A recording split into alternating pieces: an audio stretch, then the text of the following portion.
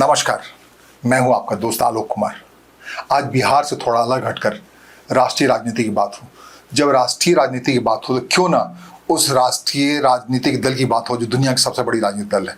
जी हाँ, मैं भारतीय जनता पार्टी की बात कर रहा हूँ और बात कर रहा हूँ कि भारतीय जनता पार्टी का रुका हुआ अध्यक्षीय चुनाव आखिरकार कब पूरा होगा।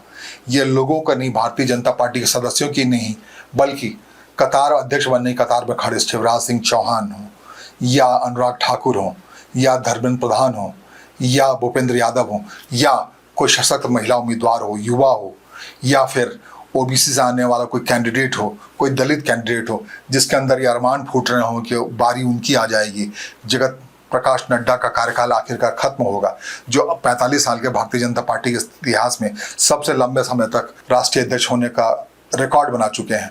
उनकी बारी आखिरकार कब खत्म होगी, उनका वक्त आखिरकार कब खत्म होगा, कब भारतीय जनता पार्टी नया अध्यक्ष चुनेगा, इस पर अगर कोई सवाल है, इस सवाल का जवाब सिर्फ और सिर्फ प्रधानमंत्री नरेंद्र मोदी के पास उसका जवाब है। क्योंकि आरएसएस और भारतीय प्रधानमंत्री नरेंद्र मोदी की कोई सामने किसी बात पर नहीं बैठ पा रही है, जिसकी वजह से यह अध्यक्षीय चुनाव टला पड़ा है।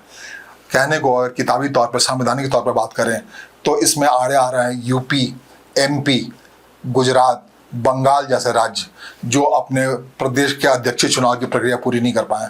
अगर आपसे कोई कहे कि गुजरात केंद्रीय नेतृत्व की नहीं सुन रहा है और अपने अध्यक्षीय चुनाव की प्रक्रिया पूरा नहीं कर पा रहा है तो थोड़ा हास्यास्पद लगता है। गुजरात के अलावा यूपी, जहां योगी आदित्यनाथ की सरकार है, अगर वो नहीं पूरा कर पा रहा है तो थोड़ा हास्यास्पद लगता है। इसी ढंग से एमपी, जहां पूरी पकड़ है सरकार की, शिवराज सिंह चौहान हाल में केंद्र में स्थापित हुए हैं, वहां सबसे मजबूत पार्टी मानी जाती।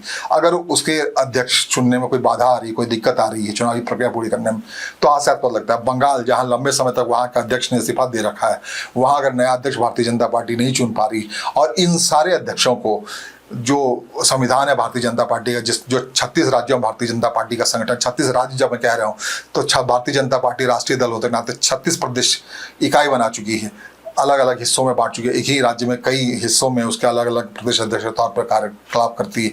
जैसे मुंबई का प्रदेश अध्यक्ष अलग है, महाराष्ट्र का प्रदेश अध्यक्ष अलग है, विदर्भ की इकाई अलग है।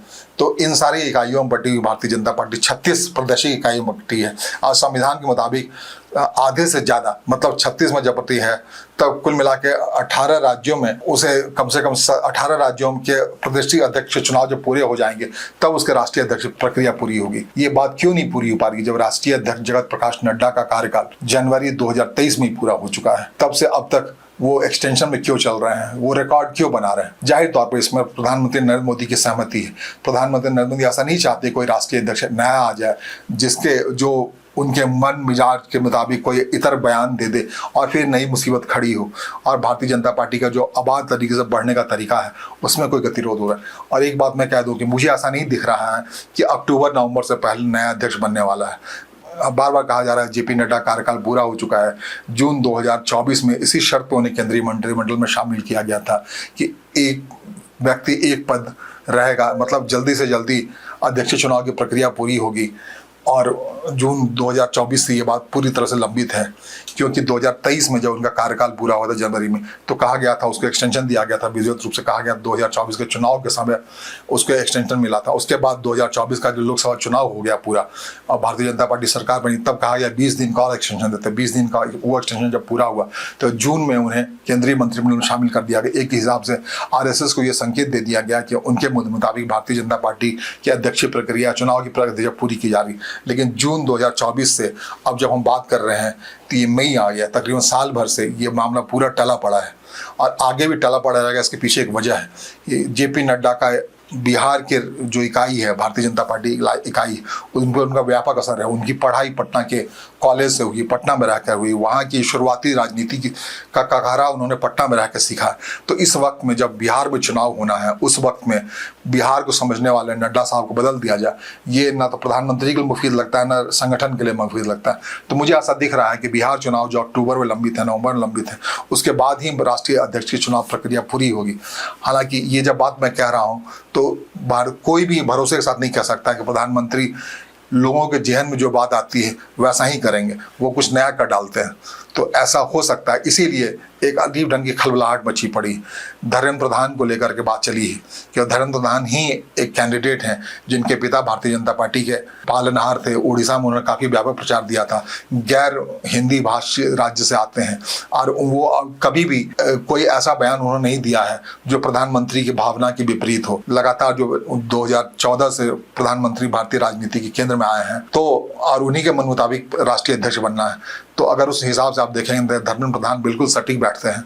धर्मेंद्र प्रधान शैशव काल से ही भारतीय जनता पार्टी काफी लंबा अनुभव है और गैर हिंदी प्रदेश आ रहे, एक पॉइंट उनके हक में बनता है। ये बात बड़ी जोर से चली थी। उड़ीसा में जब भारतीय जनता पार्टी जीती थी तो धर्मेंद्र प्रधान को अध्यक्ष बना दिया गया, वहां का मुख्यमंत्री बनाया जाएगा, उड़ीसा का मुख्यमंत्री। जब उड़ीसा का मुख्यमंत्री नहीं बनाया गया तब से ही बात चल पड़ी है धर्मेंद्र प्रधान को अच्छा उपहार मिला, अच्छे उपहार के तौर पर राष्ट्रीय अध्यक्ष की कुर्सी हो सकती है। इसी ढंग से अनुराग ठाकुर काफी लंबे समय से, उनके पिता प्रेम धूमल जो हिमाचल प्रदेश के मुख्यमंत्री थे, वो वहाँ की विधायकी प्रक्रिया में इसलिए शामिल नहीं हुए हैं कि काफी लंबे समय से ये कहा जाता रहा है अनुराग ठाकुर को परिपक्व किया जा रहा है, विकसित किया जा रहा है, ताकि आने वाले दिनों उन्हें राष्ट्रीय अध्यक्ष तौर की कुर्सी सौंपी जा सके। तो अनुराग ठाकुर के हक में ये बात चली पड़ी। एक अत्यंत पिछड़ा वर्ग के नेता के तौर पर किसी ऐसे व्यक्ति की तलाश है, शिवराज सिंह चौहान उसमें एक नाम आता है कि उन्हें राष्ट्रीय अध्यक्ष की कुर्सी दी जा सकती है। जिस ढंग से मुख्यमंत्री का कुर्सी उनसे ली गई है, केंद्रीय मंत्रिमंडल में शामिल किया गया, और जिस ढंग से वो कृषि मंत्री रहते हुए सरकार का संकट मोचक बनने की भूमिका में हैं और कोई भी डेविएट नहीं कर प्रधानमंत्री मूड से, तो ये मेरिट उनके हक में जाती है कि उनको भी भारतीय जनता पार्टी राष्ट्रीय अध्यक्ष बनाया जा सकता है। काफी लंबे समय से भूपेंद्र यादव जो राजस्थान से जीत के आए हैं, यादव बेल्ट में असर देखते हुए, बिहार में यादवों का काफी असर है, उसे देखते हुए बार बार कहा जा रहा है कि बिहार चुनाव के मौके पर अगर राष्ट्रीय अध्यक्ष की प्रक्रिया पूरी करनी हो तो भूपेंद्र यादव एक मुफीद नाम हो सकते हैं। यादवों के अंदर एक व्यापक संदेश जा सकता है, यादव का राष्ट्रीय अध्यक्ष चुना जाना एक बात बन सकती है। इसके अलावा जो बात आ रही महिला, दिल्ली के मुख्यमंत्री रेखा गुप्ता के, जिसने महिला का नाम अचानक सामने आया, तो ये भी कहा जा रहा है कि महिला आरक्षण के नाम पर भारतीय जनता पार्टी ऐसी कोई पहलकदमी कर सकती है, किसी महिला को राष्ट्रीय अध्यक्ष की कमान सौंप सकती है। इसी ढंग से बहुत सारे युवाओं के मन में अरमान फूट रहा है कि जब जेपी नड्डा हटेंगे तो उनके हक में फैसला आ सकता है कि प्रधानमंत्री अपने फैसले से लोग अचंभित और अचरज करते रहते हैं। तो भारतीय जनता पार्टी के अंदर एक बड़ा असर चल रहा है, जो सबसे बड़ी सदस्यों की संख्या वाली पार्टी है, उनके तमाम नेताओं के अंदर ये बात चल रही है, अपने अपने हिसाब से पोजिशनिंग ले रखे हैं कि उन्हें अध्यक्ष बनाया जाएगा तो उन्हें अध्यक्ष बनाया जाएगा। जाहिर तौर पर नितिन गडकरी को अध्यक्ष नहीं बनाया जाएगा कि नितिन गडकरी ने ही 2010 से पहले भारतीय जनता पार्टी का अध्यक्ष रहते हुए 2010 में उन्हें अध्यक्ष चुना जाना था, संविधान में संशोधन किया था, काफ़ी कुछ किया था भारतीय जनता पार्टी सुगढ़ बनाने के लिए, और कई बार वो डेविएट करते हुए दिखते हैं नरेंद्र मोदी की राय से, अमित शाह की राय से। और जब वो अध्यक्ष थे तब कहते हैं कि अमित शाह जैसे शख्स को उनसे काफ़ी घंटे तक इंतजार करना पड़ता था उनसे मिलने के लिए। तो जब दौर खत्म हुआ नितिन गडकरी का, तब अपने हिसाब से इसी ढंग से बहुत सारे लोग हैं जो प्रधानमंत्री नरेंद्र मोदी कभी नहीं चाहेंगे उन्हें अध्यक्ष की कुर्सी सौंपी जाए और संगठन और सरकार के बीच में एक गैप सा दिखे। तो ये बात जो देर हो रही है, विलंब हो रहा है, उसके पीछे एक वजह ये भी है। लेकिन ये भी बड़ी वजह है कि जब जून 2024 में जेपी नड्डा साहब को केंद्रीय मंत्रिमंडल जगह दे दी गई, तो ये एक सिग्नल दिया गया आरएसएस को कि भाई इनको हटाया जाएगा। जेपी नड्डा का एक बयान आया था जिसमें उन्होंने कहा था कि अब भारतीय जनता पार्टी को आरएसएस की जरूरत नहीं है, बल्कि अब भारतीय जनता पार्टी मजबूत हो गई, आरएसएस को भारतीय जनता पार्टी की जरूरत है। इसको लेकर काफ़ी बबेला मचा था और उस बबेला की वजह से माना जा रहा था आरएसएस नाराज है। उसी नाराजगी को देते हुए एक सिग्नल दिया गया जून में, उन्हें केंद्रीय मंत्रिमंडल में शामिल करके भारतीय जनता पार्टी को सिग्नल दिया गया, उनको हटाया जाएगा, उनकी जगह नए अध्यक्ष आएंगे क्योंकि उनका कार्यकाल खत्म हो गया। लेकिन एक किस्मत वाले हैं, वो 2020 से तकरीबन 5 साल हो गया उनका अध्यक्ष, 3 साल की अध्यक्ष रहने की विधान है, उस विधान को पार करते हुए 5 साल हो गया। और लगता है 2026 में ही जब 5 राज्यों को चुनाव होना है, जहाँ बंगाल का चुनाव होना है, केरल का चुनाव होना है, तमिलनाडु का चुनाव होना है, विधानसभा चुनाव की बात मैं कह रहा हूँ, त्रिपुरा का चुनाव होना, पुडुचेरी 5 राज्यों का चुनाव होना, उस वक्त हो सकता है चुनाव की प्रक्रिया पूरी करके होगा नया राष्ट्रीय अध्यक्ष है। क्योंकि बिहार के चुनाव के ऐन मौके पर राष्ट्रीय अध्यक्ष बदला जाना ना प्रधानमंत्री के लिए सेट बैठ रहा है, ना पार्टी के लिए सेट बैठ रहा है।